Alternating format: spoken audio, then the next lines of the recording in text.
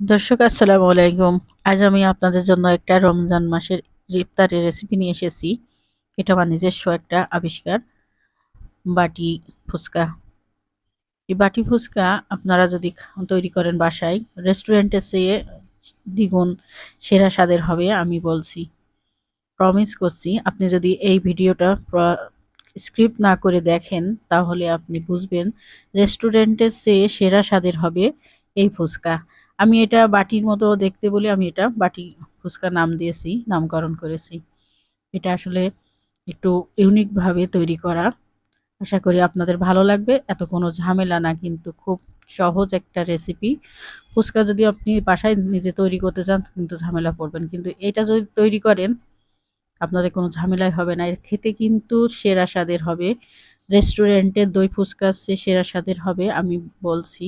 আমি প্রমিস করছি যে আপনারা যদি ভিডিওটি ভালোভাবে দেখেন, ফলো করেন এবং এইভাবে যদি তৈরি করেন, ইনশাল্লাহ আপনাদের রেসিপিটা পছন্দ হবে এবং মজাদার একটা রেসিপি পাবেন। এখানে আমি ময়দা না, অল্প ফ্লাওয়ার দিয়েছি, আর কর্নফ্লাওয়ার দিয়েছি, আর ঠান্ডা পানি দিয়েছি। দিয়ে এখন এটা ব্লেন্ড করব, মিক্স করব মিহি করে।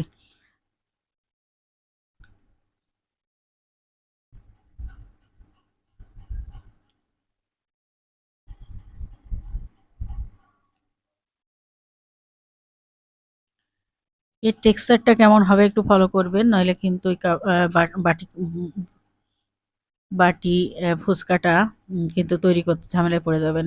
এর বেশি কিন্তু গাঢ় হবে না, আবার খুব পাতলাও করা যাবে না। এর টেক্সচারটা দেখুন কি লেভেলটা, ঠিক এই লেভেলের হবে দেখেন।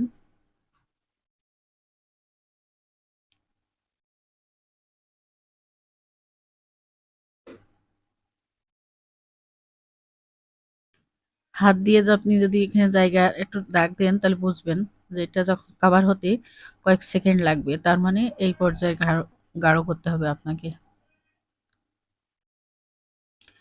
তো চলুন আসলে কিভাবে এই বাটি ফুচকাটা বানালাম সেটাই আপনাদেরকে শিখাই দিচ্ছি, একটা ইউনিক পদ্ধতি। চুলার উপরে তেল দিয়ে তেলটা আগে গরম করে নিতে হবে, তারপরে এই ধরনের চামচ এইভাবে ধরে রাখবেন কিছুক্ষণ, কয়েক মিনিটের জন্য রেখে তুলেই আপনার লিকুইডটার উপরে, ব্যাটারের উপরে এইভাবে দিবেন। শেপটা যেন একদম বাটির মতো হয় খেয়াল রাখবেন। বাটির মতো শেপটা হলেই আপনি এটা নিয়ে যে আবার চুলার তেলের পরে দিয়ে দিবেন। দেখুন আমারটা লেগে গেছে সম্পূর্ণ, ঠিক এইভাবে আপনি চুলার উপরে দিয়ে দিবেন। দিয়ে এটা ভাজবেন কিছুক্ষণ ব্রাউন করে, বেশি যেন আবার পুড়িয়ে ফেলেন না। এমনভাবে ভাজতে হবে, একটু ব্রাউন হতে হবে, কিন্তু যেন আবার কয়েক মিনিট লাগবে, মিনিমাম ২-৩ মিনিট লাগবে এভাবে।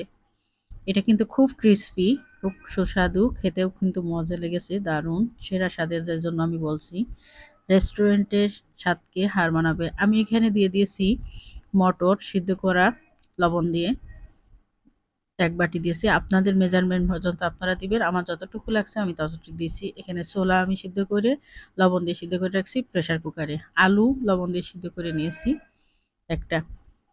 এখানে গাজর দিচ্ছি, টমেটো দিয়েছি, শসা দিচ্ছি। আমার মেজারমেন্ট পর্যন্ত দিচ্ছি। আপনারা কিন্তু আপনাদের মতো নিয়ে নিয়েন। কাঁচামরিচ দিয়েছি আর চাট মসলা দিয়েছি। আর দিব জিরা, ধনে আর শুকনো লঙ্কা আমি এখানে রোস্ট করে ব্লেন্ড করে নিয়েছি। আর এটা তেঁতুলের সস, এটা পুদিনা আর ধনেপাতা টক দই দিয়ে আমি সস করে রাখছি। আর এটা বিট লবণ, আর পুদিনা ধনে দিয়ে টক দই আমি একটা দই আর মিষ্টি চিনি দিয়ে আমি যেটা দই বানিয়ে রাখছি, যেটা আমরা দই ফুচকার ভেতরে সাধারণত দিয়ে থাকি সেটাই। এটা আপনারা আপনাদের মতো দিবেন। আমি এখানে কয়েক টেবিল চামচ দিয়ে নিয়েছি, পরে আবার দিব। দিয়ে এটা ভালো করে মিক্সড করে নিতে হবে।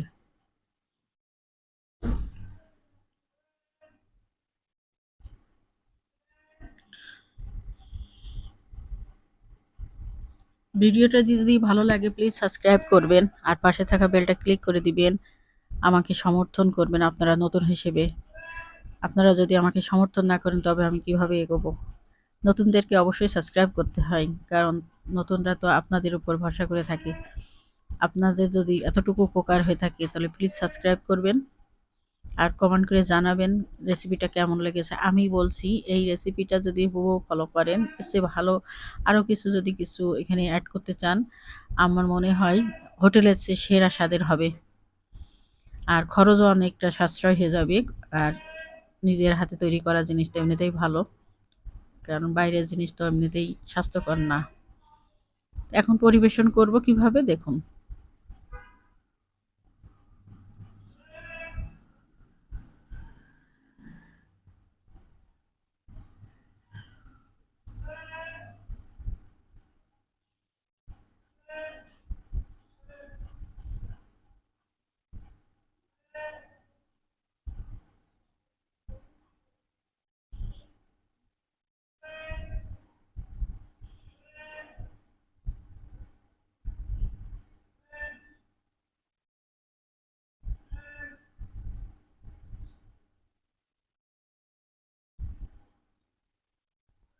এভাবে বাটিতে দিয়ে নিবেন, নিয়ে এখন এখানে আরও কিছু দিবেন। আমি এখানে যে ফুচকা বানিয়েছিলাম ওটা আমি ম্যাশ করে নিয়ে হাতে চাপ দিয়ে টুকরো করে নিয়েছি, নিয়ে এটা দিয়েছি। আপনারা ইচ্ছে করলে চানাচুর দিতে পারেন। আর এরপরে আপনারা আরও কিছু দিতে পারেন, সস। আমি এখানে দই দিব, যেহেতু দই ফুচকা দই দিতে হবে, সস দিতে হবে। ইচ্ছে করলে আরও কিছু শসা দিতে পারেন, সালাদ দিতে পারেন, অ্যাড করতে পারেন। যত কিছু অ্যাড করতে পারবেন আপনার এটা খেতে কিন্তু ততটাই মজার হবে। আশা করি আপনাদের ভিডিওটা ভালো লেগেছে। ভিডিও দেখার জন্য সকলকে ধন্যবাদ জানাচ্ছি। পরবর্তী ভিডিও যদি আপনারা পেতে চান আমার চ্যানেলটা ভিজিট করবেন। রমজানের অনেক রেসিপি আপনারা পেয়ে যাবেন ইনশাল্লাহ। আর সামনে রোজার ঈদ আসছে, ঈদের স্পেশাল কিছু রেসিপি পাবেন। তাই বলি আমার চ্যানেলটা প্লিজ ভিজিট করবেন আর আমাকে সাবস্ক্রাইব করবেন। অসংখ্য ধন্যবাদ জানাচ্ছি।